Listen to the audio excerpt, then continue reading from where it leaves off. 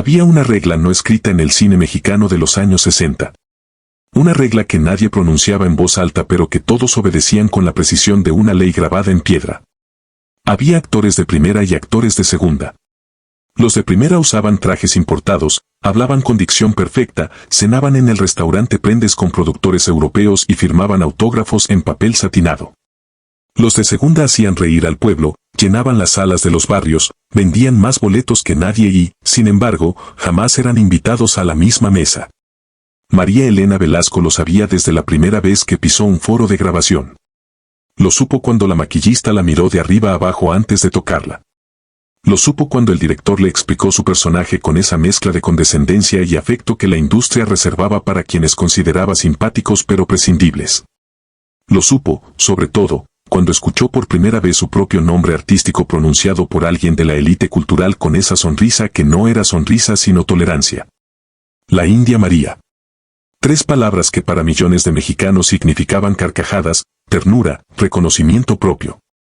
3 palabras que para ciertos círculos del cine nacional significaban algo completamente distinto. Folclore. Caricatura. Límite.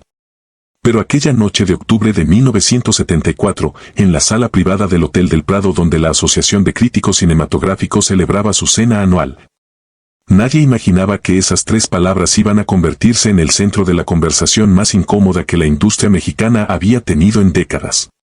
Nadie imaginaba que la noche terminaría de forma tan distinta a como había comenzado. Y absolutamente nadie imaginaba el papel que Cantinflas jugaría en todo ello. Mario Moreno había llegado puntual, como siempre. Puntualidad era una de esas disciplinas que había adoptado desde joven, cuando llegar tarde significaba perder el turno en la fila del trabajo eventual.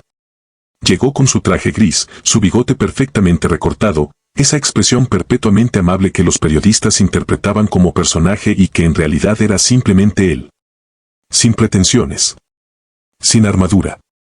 Se sentó en la mesa que le habían asignado, cerca de la ventana, con vista al Parque Alameda iluminado por farolas amarillas. A su izquierda estaba Jorge Fernández, productor. A su derecha, un asiento vacío que alguien ocuparía más tarde.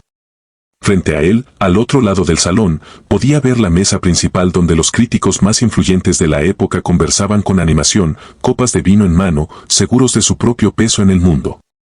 Cantinflas pidió agua mineral. Observó el salón con esa mirada suya que parecía distraída y capturaba todo. Fue entonces cuando vio entrar a María Elena. María Elena Velasco entró al salón del Hotel del Prado con esa forma suya de caminar que era difícil de ignorar. No era la entrada de una estrella calculando su impacto. Era la entrada de una mujer que había aprendido desde niña a ocupar el espacio que le correspondía sin pedir permiso, pero también sin exigirlo. Vestía un traje sastre color vino, elegante, sobrio, completamente diferente a los huipiles y trenzas de su personaje. Su cabello recogido, sus manos sin anillos exagerados. Había hecho el esfuerzo consciente de presentarse como lo que era fuera de la pantalla. Una actriz profesional en una ceremonia profesional. Nadie se levantó a recibirla. El maitre la condujo a una mesa lateral, discreta, cerca de la cocina. Una mesa que en el lenguaje silencioso de los salones elegantes decía exactamente lo que nadie se atrevía a decir en voz alta. Estás aquí porque no podíamos dejarte fuera. Pero tampoco queremos que estés muy adentro. María Elena se sentó. Acomodó su bolso. Agradeció al mesero que le acercó la carta. Y sonrió con esa sonrisa suya que era escudo y verdad al mismo tiempo. Cantinflas la observó desde su mesa. Vio el gesto del maitre. Vio la mesa. Vio la sonrisa. Y entendió todo en 3 segundos porque él había vivido exactamente esa misma experiencia 20 años antes, cuando todavía era Mario Moreno intentando que alguien en la industria lo tomara en serio. La cena transcurrió con la liturgia habitual de estos eventos. Discursos breves, aplausos medidos, anuncios de próximas producciones. El presidente de la asociación, un hombre llamado Rodrigo Castel, tomó el micrófono con la solemnidad de quien ha esperado toda la semana ese momento. Habló de la responsabilidad del cine mexicano como portavoz cultural de la nación. Habló de estándares artísticos. Habló de la necesidad de elevar el nivel del séptimo arte en un momento en que Hollywood presionaba con fuerza creciente. Fue entonces cuando Esteban Corrales pidió la palabra. Corrales era crítico de cine desde hacía 15 años. Escribía en 3 publicaciones simultáneamente. Había estudiado cinematografía en París. Usaba lentes de armazón gruesa y tenía la costumbre de hablar con las manos dibujando figuras en el aire como si el idioma ordinario fuera insuficiente para sus pensamientos. Era brillante. Era culto. Y esa noche estaba bebiendo su 4ª copa de vino tinto cuando tomó el micrófono con una confianza que rozaba la imprudencia. Quiero hablar, dijo, de algo que nadie en esta sala tiene el valor de decir en voz alta. El salón se aquietó. Cantinflas dejó su tenedor sobre el plato. Esteban Corrales no era el tipo de hombre que construía sus argumentos despacio. Era el tipo que lanzaba la piedra primero y luego explicaba por qué había tenido razón en lanzarla. Así que sin preámbulo, sin delicadeza, sin mirar hacia la mesa lateral donde María Elena Velasco escuchaba con su copa de agua a medio beber, dijo lo que dijo. El cine mexicano tiene un problema serio de identidad.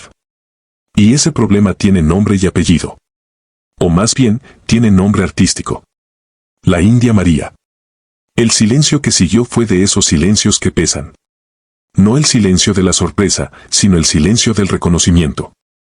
El silencio de quien escucha dicho en voz alta algo que había pensado en privado y no había tenido el valor o la crueldad de pronunciar. Corrales continuó. Su voz era segura, académica, casi clínica en su frialdad. Lo que ese personaje representa es un retroceso de décadas en la forma en que México se mira a sí mismo. Es la explotación comercial del estereotipo más doloroso que cargamos como nación. La India ingenua, torpe, risible. El indígena convertido en objeto de burla para que las clases medias se rían cómodamente de algo que en realidad deberían avergonzarles. Es racismo empaquetado como entretenimiento familiar. Alguien en la mesa principal asintió levemente. Otro tomó un sorbo de vino mirando hacia otro lado. Nadie habló. Corrales giró ligeramente hacia el lado del salón donde estaba la mesa de María Elena. No la miró directamente. Fue casi peor. La ignoró con la precisión de quien sabe exactamente dónde está la persona de quien habla y elige no concederle ni la dignidad del contacto visual. La señorita Velasco es sin duda una mujer con habilidades cómicas. No es eso lo que discuto. Lo que discuto es la responsabilidad artística e intelectual de construir una carrera entera sobre la humillación de una identidad cultural que millones de mexicanos cargan como historia viva. Cada película de la India María es un paso atrás. Cada carcajada que provoca ese personaje es una carcajada que duele aunque él querría no lo sepa. María Elena no se movió. Su postura era perfecta. Sus manos sobre la mesa, quietas. Solo sus ojos habían cambiado. Ya no sonreían. Cantinflas empujó su silla hacia atrás muy despacio. Jorge Fernández, el productor sentado a su izquierda, le puso una mano en el brazo. Mario, no. No vale la pena. Cantinflas miró esa mano. Luego miró a Fernández. Luego miró hacia la mesa de María Elena. Y retiró el brazo con suavidad pero con firmeza. Corrales seguía hablando. Decía algo sobre responsabilidad social del artista. Decía algo sobre los niños indígenas que crecían viendo ese personaje y aprendían a reírse de sí mismos. Cada palabra estaba construida con inteligencia genuina y usada como instrumento de demolición. Cantinflas se levantó. No fue un movimiento dramático. Cantinflas no era hombre de gestos teatrales fuera de la pantalla. Se levantó como se levanta a alguien que ha tomado una decisión tranquila e irrevocable. Sin prisa. Sin anuncio. Simplemente se puso de pie y comenzó a caminar hacia el centro del salón con esas manos suyas metidas en los bolsillos del pantalón, esa postura ligeramente inclinada hacia adelante que tenía cuando pensaba en movimiento. Esteban Corrales lo vio venir y por un momento perdió el hilo de su discurso. Mario, dijo alguien desde alguna mesa. No era llamado de alerta. Era casi una advertencia. Como cuando ves a alguien caminar hacia el borde de algo y no sabes si detenerlo o dejarlo. Cantinflas llegó al centro del salón. No pidió el micrófono. No lo necesitaba. Tenía 60 años de saber proyectar la voz en espacios donde nadie esperaba escucharlo. Don Esteban, dijo. Su tono era el de una conversación ordinaria. Sin tensión aparente. Sin confrontación en la superficie.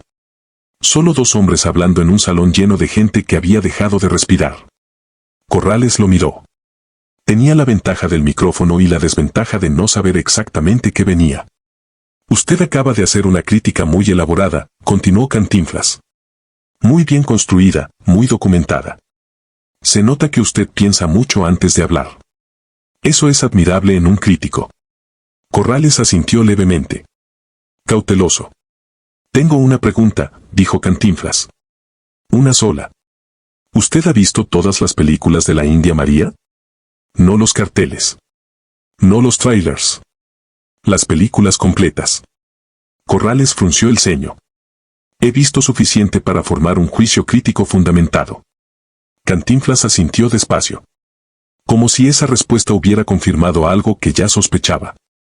Suficiente, repitió. Interesante palabra. ¿Cuántas vio completas, don Esteban? El salón estaba tan quieto que podían escucharse los coches pasando por la avenida Juárez afuera. Corrales abrió la boca. La cerró. 3, dijo finalmente.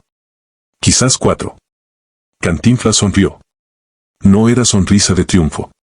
Era sonrisa de reconocimiento, casi compasiva. 3 o 4 de 12, dijo. Y con eso usted se siente con suficiente información para decirle a esa mujer, señaló hacia la mesa de María Elena con un gesto simple y directo, que su carrera entera es un daño al país. El salón procesaba en silencio lo que acababa de ocurrir. Cantinflas había hecho algo que parecía sencillo y no lo era. Había convertido una declaración intelectual en una pregunta personal. Había bajado el debate del territorio abstracto de la teoría cinematográfica al territorio concreto de los hechos. ¿Cuántas vio? 3 o 4. El resto era construcción sobre vacío. Corrales se recompuso rápido. Era hombre acostumbrado a debates. No necesito ver 12 películas del mismo personaje para identificar un patrón problemático, dijo. La crítica estructural no requiere consumo exhaustivo de la obra. Requiere análisis del modelo narrativo que se repite. Cantinflas asintió de nuevo. Con esa paciencia suya que podía confundirse con ingenuidad y era en realidad la herramienta más afilada que tenía. Tiene razón, dijo. El análisis estructural es válido. Yo no estudié en París, don Esteban, así que perdóneme si no uso los términos correctos. Pero permítame contarle algo que sí conozco, porque lo viví. Caminó unos pasos. No hacia Corrales. Hacia el centro del salón, como si hablara para todos y para nadie en particular. Yo nací en Tepito. Mi padre vendía billetes de lotería. Mi madre lavaba ropa ajena. Cuando empecé a hacer comedia, los críticos de ese entonces decían exactamente lo mismo que usted dice ahora de María Elena. Que mis personajes eran estereotipos del pelado urbano. Que me burlaba de la pobreza. Que mi éxito era evidencia del mal gusto popular, no de talento real. Hizo una pausa. ¿Sabe quién venía a verme? La gente de los barrios. Los que trabajaban en las fábricas. Las mujeres que vendían en los mercados. Y no venían a reírse de sí mismos, don Esteban. Venían a verse a sí mismos con dignidad. Venían a ver a alguien que hablaba como ellos, que pensaba como ellos, que sobrevivía como ellos sobrevivían, y que ganaba. Siempre ganaba. No con violencia, no con dinero, con ingenio. Se giró hacia Corrales directamente. La pregunta no es si el personaje de María Elena usa huipil y habla con acento. La pregunta es qué hace ese personaje con lo que tiene. Y si usted hubiera visto las películas completas, sabría la respuesta. María Elena, desde su mesa, escuchaba sin moverse. Pero algo en su expresión había cambiado. La armadura que había construido durante la cena comenzaba a mostrar una grieta que no era debilidad. Era emoción real contenida con disciplina perfecta. Corrales tomó aire. Esto es una defensa sentimental, no un argumento crítico. Cantinflas sonrió de nuevo. Entonces hagamos un argumento, dijo. Usted y yo. Esta noche. Aquí mismo. Esteban Corrales no esperaba eso. Nadie en el salón lo esperaba. La cena anual de la Asociación de Críticos Cinematográficos no era el tipo de evento donde ocurrían desafíos públicos. Era el tipo de evento donde se decían cosas importantes con voz baja y se aplaudía con moderación calculada. Lo que Cantinflas acababa de proponer rompía todas las reglas no escritas del lugar. ¿Qué propone exactamente?, dijo Corrales. Su tono intentaba sonar superior, pero había algo en sus ojos que era cálculo puro. Cantinflas metió las manos en los bolsillos.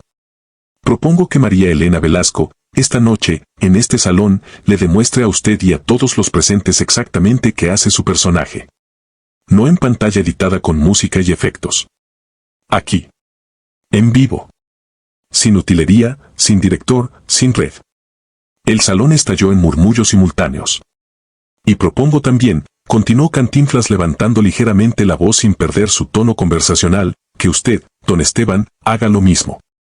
Que usted nos demuestre en vivo su capacidad de crear algo que conecte con una sala llena de gente. Cualquier cosa. Un monólogo. Una improvisación. Lo que usted considere arte legítimo. Y que esta sala juzgue. Corrales frunció el ceño. Yo soy crítico, no performer. Exactamente, dijo Cantinflas. Y María Elena es artista, no crítico. Así que yo propongo que cada quien haga lo suyo esta noche. Usted critique con toda su formación parisina.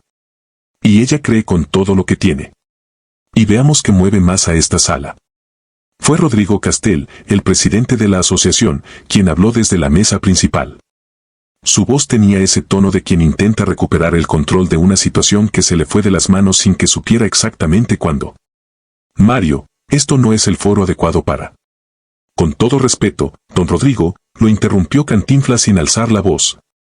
Si esta asociación existe para hablar de cine mexicano y esta noche alguien acusó públicamente a una de las artistas más exitosas de México de dañar al país, entonces este salón es exactamente el foro adecuado para responder esa acusación. Silencio. Cantinflas se giró hacia la mesa de María Elena. Sus ojos la encontraron. Fue una mirada breve, directa, sin adorno. Una pregunta sin palabras. María Elena lo miró. Pasaron 3 segundos que parecieron mucho más. Luego asintió. Un movimiento pequeño, casi imperceptible. Pero absolutamente claro. Cantinflas volvió hacia el centro del salón. Necesitamos media hora, dijo. Y necesitamos que alguien mueva 3 mesas. Lo que ocurrió en los siguientes 30 minutos dentro del Hotel del Prado fue algo que ninguno de los presentes había visto antes y la mayoría no sabría cómo describir después. No fue ensayo. No fue preparación en el sentido técnico. Fue Cantinflas caminando hacia la mesa de María Elena, sentándose frente a ella y hablando en voz baja durante 27 minutos mientras el resto del salón fingía conversar y en realidad observaba sin disimulo. Nadie supo exactamente qué se dijeron. Los meseros que estuvieron cerca capturaron fragmentos. Palabras sueltas. Risas breves. Un momento en que María Elena negó con la cabeza y Cantinflas insistió con esa paciencia suya. Un momento en que ella miró hacia la ventana con los ojos brillantes y él esperó en silencio sin presionarla. Lo que sí fue visible para todos fue el momento en que María Elena Velasco dejó de ser la mujer sentada en la mesa lateral cerca de la cocina y se convirtió en algo diferente. No cambió su ropa. No cambió su peinado.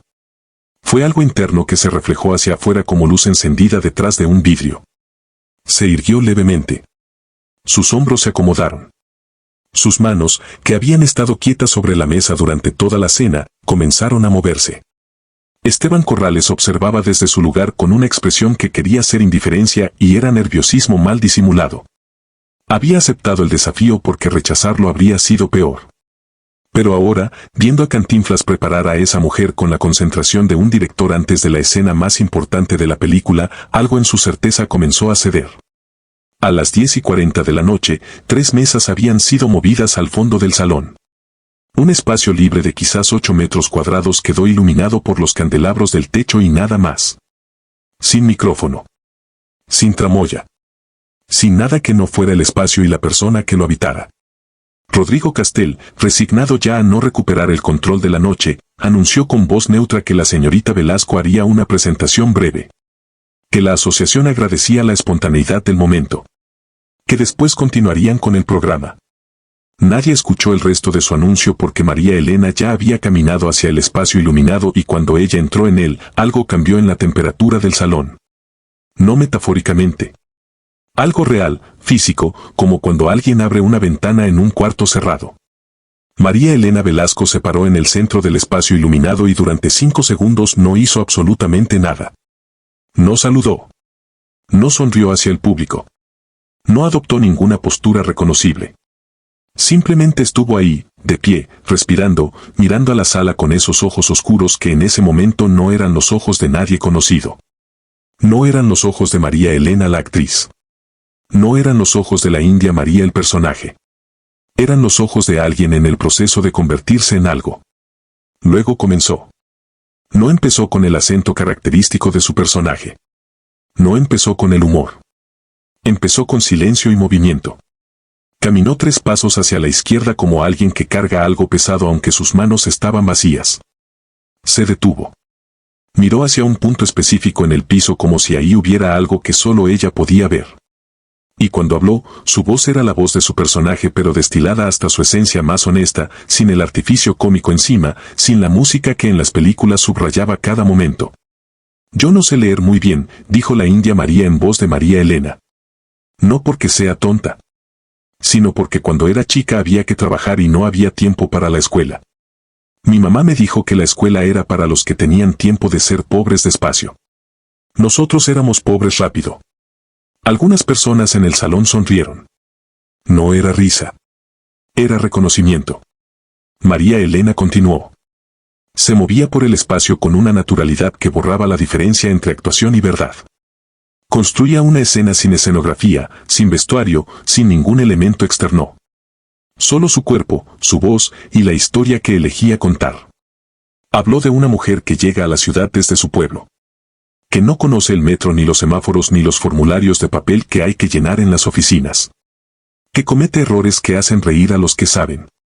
Que se equivoca de autobús, que no entiende las instrucciones del aparato moderno, que dice las palabras mal porque nadie le enseñó a decirlas bien. Pero que nunca, en ningún momento, pierde su norte.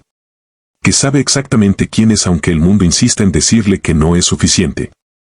Y en el momento en que la India María de ese monólogo improvisado miraba hacia arriba y decía con voz quieta y absolutamente devastadora, no me van a quitar lo que soy aunque me digan que lo que soy no vale nada. 3 personas en el salón lloraron sin haberlo planeado. Esteban Corrales era una de ellas. Corrales no lo notó de inmediato. O quizás sí lo notó y tardó en aceptarlo. Fue su mano la que lo delató, moviéndose hacia su rostro en ese gesto involuntario de quien intenta detener algo que ya ocurrió. Se limpió la comisura del ojo con el índice y miró hacia otro lado como si el movimiento hubiera sido causado por algo en el aire, por el humo inexistente, por cualquier cosa que no fuera lo que evidentemente era. María Elena no había terminado. Construyó el arco completo de su personaje en 16 minutos. Sin red. Sin director. Sin las múltiples tomas que en el cine permitían elegir la mejor versión. Una sola oportunidad, en tiempo real, frente a los críticos más exigentes del país y frente al hombre que acababa de decir que su trabajo era un daño nacional. Mostró la torpeza de la India María no como defecto sino como honestidad. Mostró su ingenuidad no como limitación sino como resistencia contra el cinismo. Mostró sus errores de dicción no como ignorancia sino como evidencia de un origen que ella no intentaba esconder porque no había nada en el que esconder. Y en el clímax del monólogo, cuando la India María enfrentaba a un funcionario de oficina que le negaba un trámite porque no traía los papeles correctos, María Elena hizo algo que nadie esperaba. No recurrió al humor para resolver la situación.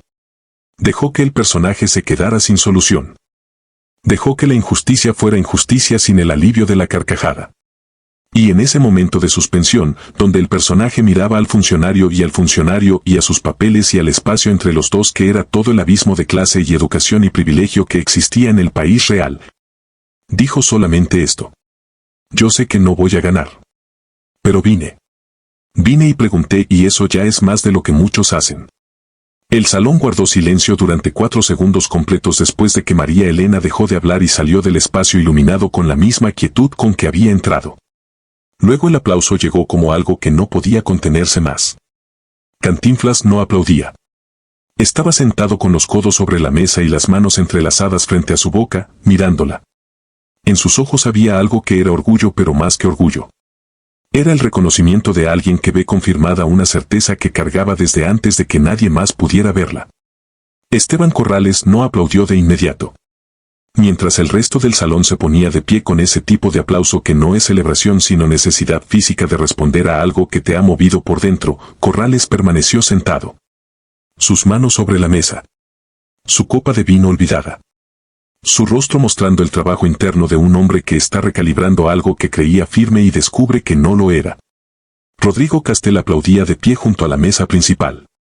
Algunos de los críticos más veteranos de la sala lo hacían también, y en sus rostros había algo que iba más allá del aplauso cortés de rigor. Había genuina perturbación. El tipo de perturbación que produce el arte cuando hace exactamente lo que debe hacer, que es entrar en lugares donde la razón no llega y mover ahí lo que estaba quieto. María Elena regresó a su mesa. Se sentó. Tomó su copa de agua. Sus manos estaban completamente quietas. Había gastado todo lo que tenía en esos 16 minutos y ahora estaba de vuelta en la compostura perfecta de quien sabe exactamente cuándo termina una actuación. Fue Cantinflas quien se movió primero. Se levantó de su silla y caminó hacia Corrales. Sin prisa. Sin expresión de victoria en el rostro. Se acercó a la mesa del crítico y se quedó de pie junto a ella, esperando. Corrales levantó la vista. Los dos hombres se miraron durante un momento que contenía más conversación que muchos diálogos. Luego Corrales se levantó. Y caminó hacia la mesa de María Elena. El salón lo observó en silencio absoluto. Cada paso de Corrales era visto, medido, interpretado. Era el camino más corto del salón y el más largo que ese hombre había recorrido en mucho tiempo. Se paró frente a María Elena. Ella lo miró sin hostilidad pero sin concesiones tampoco. Lo miró como quien ha decidido que la dignidad no es negociable aunque la cortesía sí puede serlo.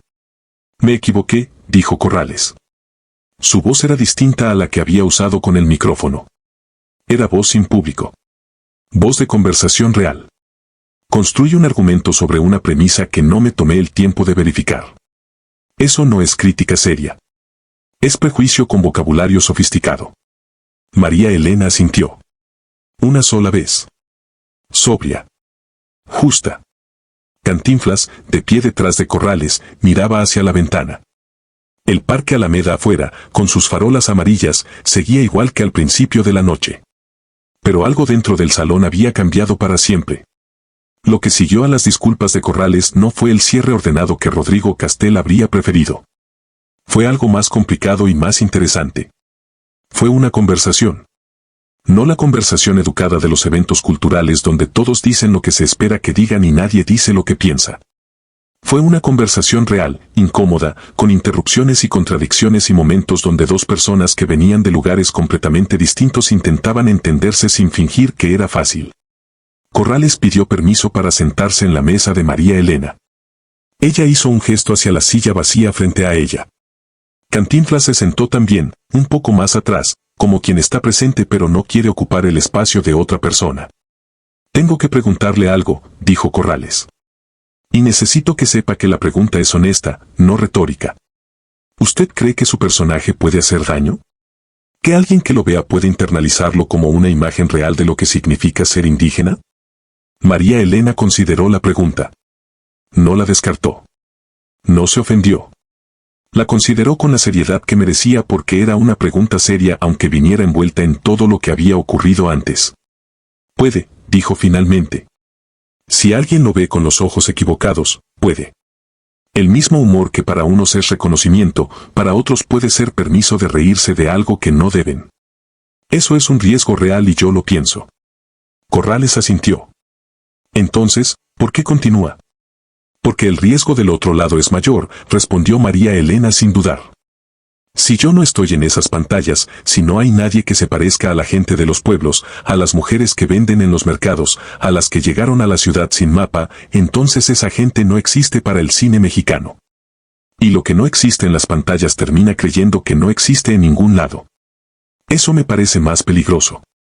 Corrales guardó silencio. Cantinflas, desde su silla un poco más atrás, dijo algo en voz muy baja. Tan baja que solo los que estaban en esa mesa pudieron escucharlo. El problema no es que el personaje exista, dijo. El problema es que sea el único que exista. Y eso no es culpa de María Elena. Eso es culpa de todos los que decidieron que solo había un tipo de historia que valía la pena contar. La noche avanzaba y el Hotel del Prado se había convertido en algo que no era ya una cena de gala. Las mesas seguían puestas, los meseros seguían circulando con discreción profesional, pero el evento había mutado en otra cosa. En varios corrillos del salón, conversaciones que normalmente ocurrirían meses después en columnas de opinión estaban ocurriendo ahora, en voz alta, con la urgencia de lo que acaba de ser sacudido. 3 directores jóvenes que habían llegado como invitados de último minuto discutían en una esquina sobre representación y autoría. 2 productoras que se conocían desde hacía años y nunca habían hablado de esto directamente se encontraban, de pronto, hablándolo. Un actor de teatro que había despreciado en privado el cine popular durante toda su carrera estaba sentado solo frente a su postre intacto con una expresión de quien está reconsiderando algo que creía resuelto. Rodrigo Castel se acercó a la mesa donde estaban Cantinflas, María Elena y Corrales. Se sentó sin pedir permiso porque era su evento y porque en ese punto de la noche los protocolos habían perdido vigencia. «Quiero decir algo», dijo. «Y quiero decirlo en esta mesa porque es donde corresponde». Los 3 lo miraron.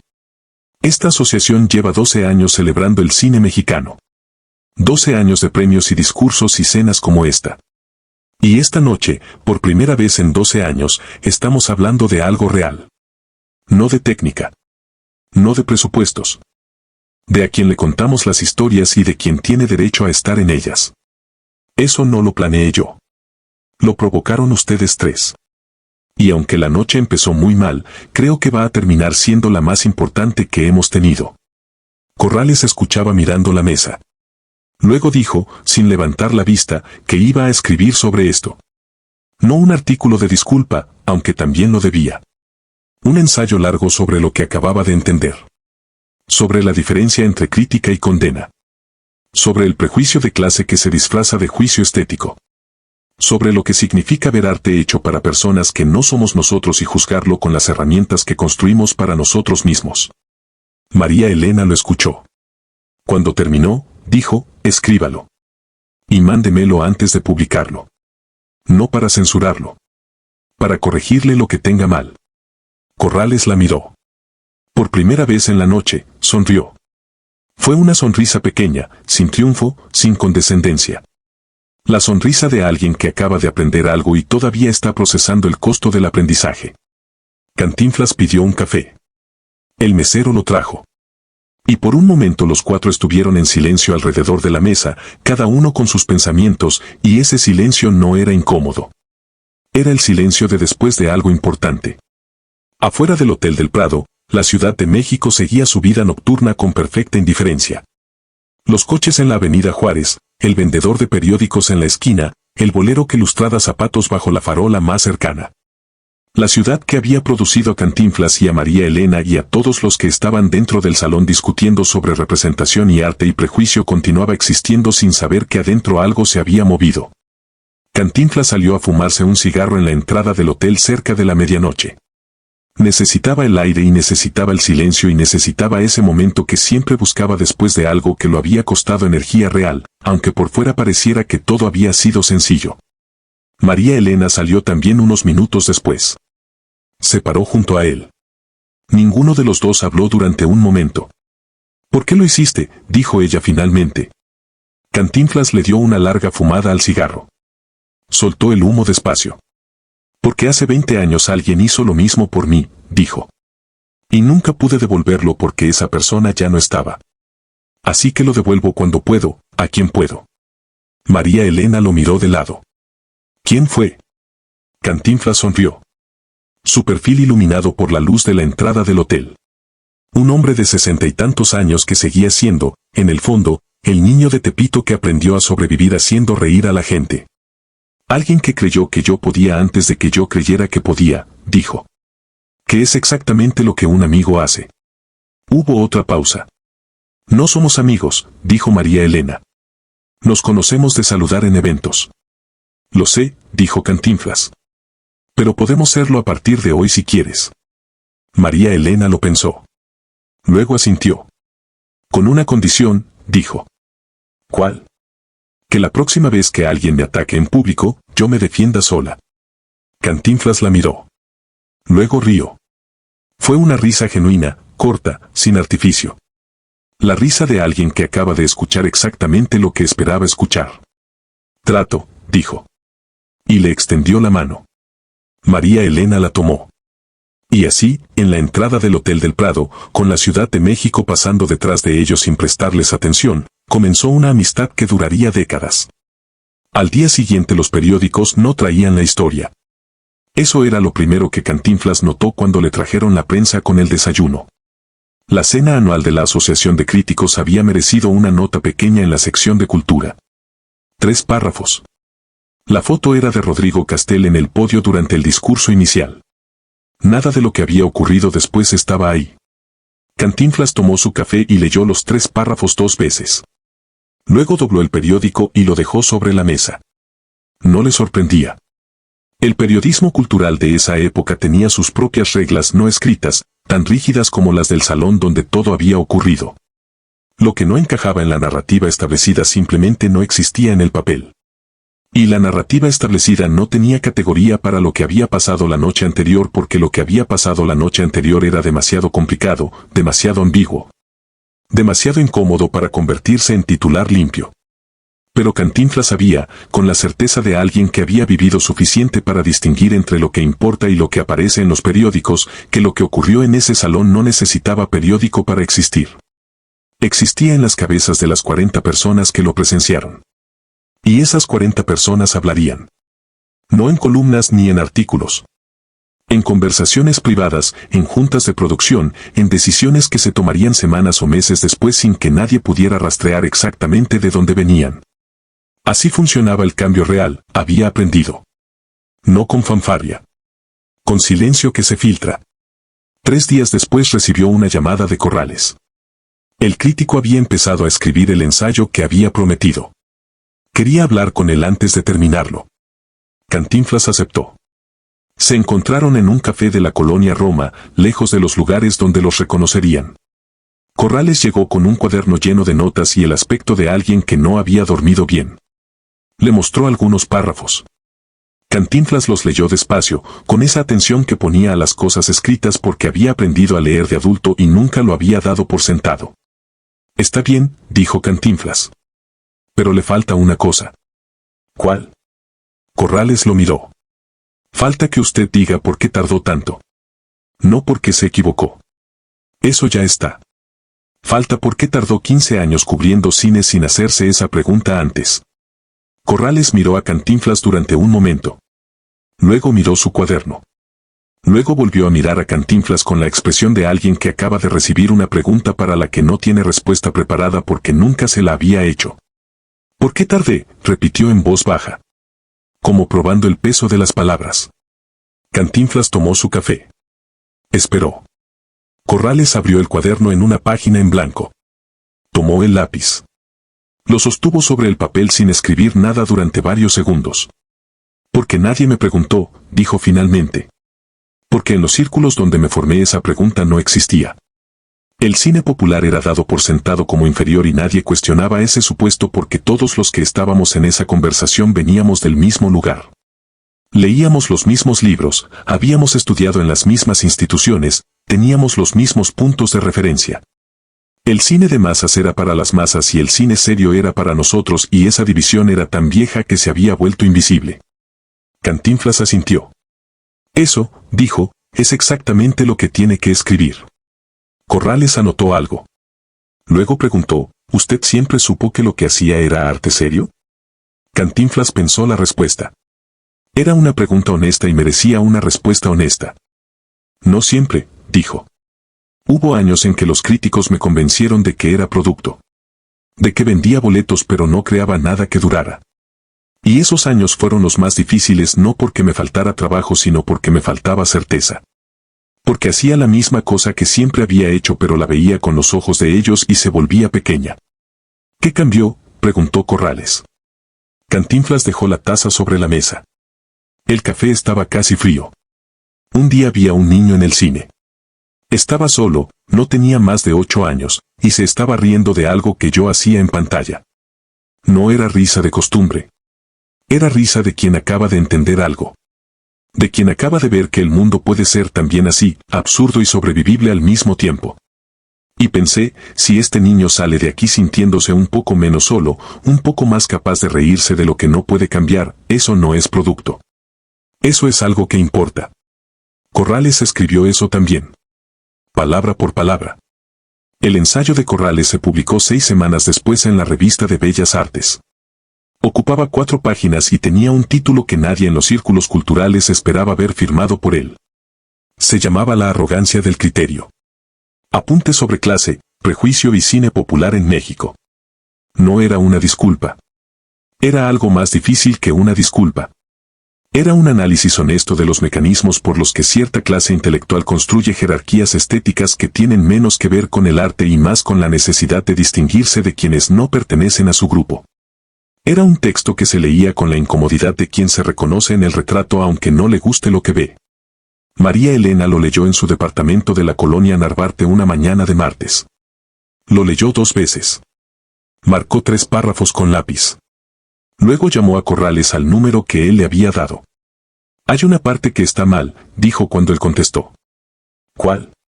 La parte donde usted dice que el personaje de la India María funciona a pesar de sus limitaciones técnicas. No funciona a pesar de nada. Funciona porque hay decisiones artísticas conscientes en cada escena. La torpeza del personaje no es falta de técnica de mi parte. Es técnica al servicio de la caracterización. Son cosas distintas. Hubo silencio al otro lado de la línea. Tiene razón, dijo Corrales. ¿Cómo lo formularía usted? Ella lo pensó un momento. Diga que el personaje funciona porque las decisiones que lo construyen son precisas. Que la actriz conoce exactamente la distancia entre lo que el personaje sabe y lo que ella sabe, y que esa distancia es el espacio donde ocurre la actuación. Corrales modificó el párrafo. Lo leyó de vuelta en voz alta. María Elena escuchó. Mejor, dijo. Y colgó. La publicación del ensayo generó respuestas. Algunas furiosas, de críticos que se sintieron retratados sin ser nombrados.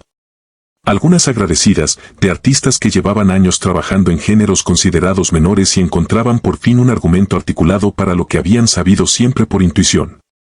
Algunas simplemente reflexivas, de gente que leía y pensaba y no sabía todavía qué concluir. Cantinflas no dio declaraciones sobre el ensayo. Cuando los periodistas le preguntaban, decía que no era su área de expertise y que prefería dejar hablar a quienes sabían de esas cosas. Era exactamente el tipo de respuesta que hacía imposible saber si era modestia genuina o estrategia perfecta. Probablemente eran las 2 cosas. Los meses que siguieron a aquella noche en el Hotel del Prado fueron distintos para María Elena Velasco de formas que no siempre eran visibles desde afuera. Siguió haciendo lo que hacía. Siguió siendo la India María en las pantallas. Siguió llenando salas en los barrios y en los pueblos y en los cines de segunda corrida donde el público llegaba con tortas envueltas en papel y niños en brazos y la tarde entera por delante. Nada de eso cambió. Lo que cambió fue más interno. Más difícil de nombrar. Había cargado durante años una pregunta que nunca se había permitido formular del todo porque formularla implicaba darle espacio a la duda y la duda era un lujo que no podía permitirse cuando había trabajo que hacer. La pregunta era esta: ¿estoy haciendo algo que vale o simplemente estoy haciendo algo que vende? Después de aquella noche ya no necesitaba responderla. No porque hubiera encontrado la respuesta perfecta, sino porque había entendido que la pregunta en sí estaba mal construida. Como si vender y valer fueran necesariamente opuestos. Como si el hecho de que millones de personas quisieran ver lo que hacías fuera evidencia de que lo que hacías no importaba. Empezó a escribir. No guiones todavía. Notas. Observaciones sobre los personajes. Sobre las decisiones que tomaba en cada escena y por qué. Sobre lo que quería que la India María dijera que todavía no había dicho. Llenó un cuaderno en 3 meses. Luego otro. Un director joven llamado Arturo Velarde la buscó para proponerle un proyecto diferente. No una comedia de situación. Una historia sobre migración. Sobre una mujer que viene del campo a la ciudad y aprende a existir en 2 mundos sin pertenecer completamente a ninguno. El personaje tenía humor pero también tenía capas que los proyectos anteriores no habían explorado. María Elena leyó el guión en una tarde. Llamó a Velarde esa misma noche. Hay cosas que cambiaría, dijo. Dígame, respondió él. Y pasaron 2 horas al teléfono discutiendo el personaje con la precisión de 2 personas que hablaban el mismo idioma aunque hubieran llegado a él por caminos completamente distintos. Cantinflas se enteró del proyecto semanas después. Sonrió cuando le contaron. No dijo nada. No necesitaba decir nada. La película se llamó Ni de aquí ni de allá y se estrenó en 1987.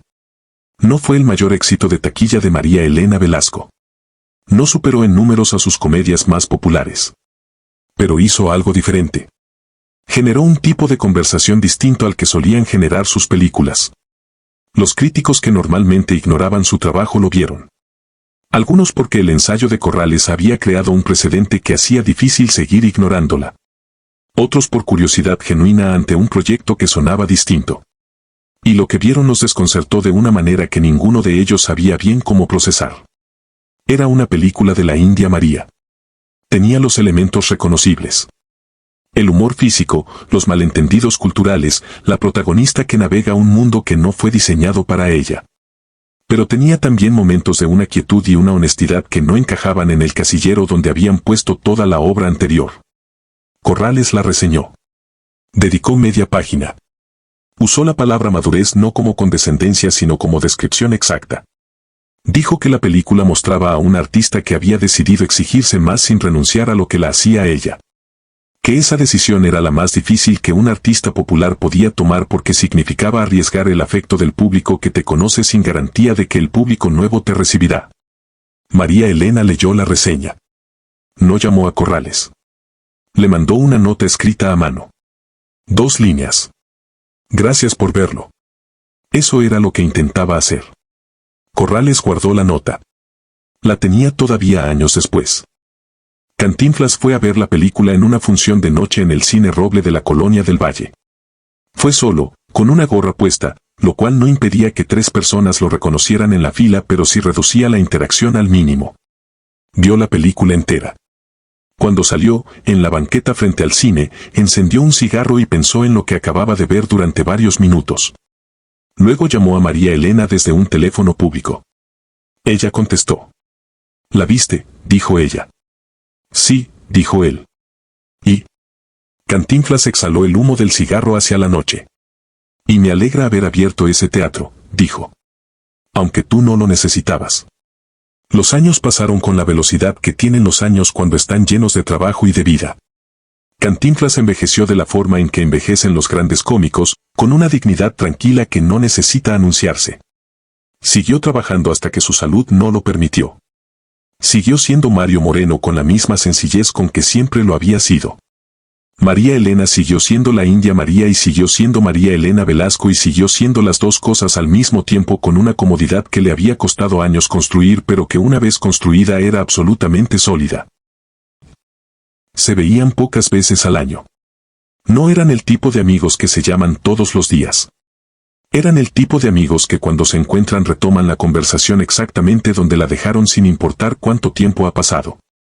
El tipo de amistad que no necesita mantenimiento constante porque está construida sobre algo más profundo que la costumbre. En una entrevista de 1985, un periodista le preguntó a Cantinflas quién era la actriz mexicana que más admiraba. Respondió sin dudar. María Elena Velasco, dijo. Porque hace exactamente lo que quiere hacer exactamente como quiere hacerlo y no le pide permiso a nadie. El periodista anotó la cita. La publicó. Generó conversación durante una semana en los círculos culturales. Luego la conversación siguió hacia otros temas como siempre ocurre. Pero María Elena la guardó. La recortó del periódico y la metió en el mismo cuaderno donde tenía sus notas sobre los personajes. No porque necesitara la validación de Cantinflas, sino porque era una frase que decía exactamente lo que ella quería que dijera sobre ella y era hermoso que alguien que la conocía lo hubiera visto con tanta claridad. Cuando Cantinflas murió en 1993, María Elena fue al funeral. Se quedó al fondo, entre la gente, sin buscar los primeros planos ni las cámaras. Esperó hasta que el salón se fue vaciando. Cuando ya casi no había nadie, se acercó. Se quedó un momento en silencio. Luego dijo, en voz muy baja, algo que nadie escuchó. Gracias por haber creído antes que yo. Hoy, cuando la historia del cine mexicano se cuenta con la distancia que da el tiempo, el nombre de María Elena Velasco aparece en lugares donde antes no aparecía. Aparece en estudios académicos sobre representación y cultura popular. Aparece en conversaciones sobre quién tiene el derecho de contar qué historias y a quién. Aparece en los testimonios de directoras y actrices jóvenes que dicen que verla les mostró que había espacio para ellas en las pantallas aunque nadie se los hubiera dicho explícitamente.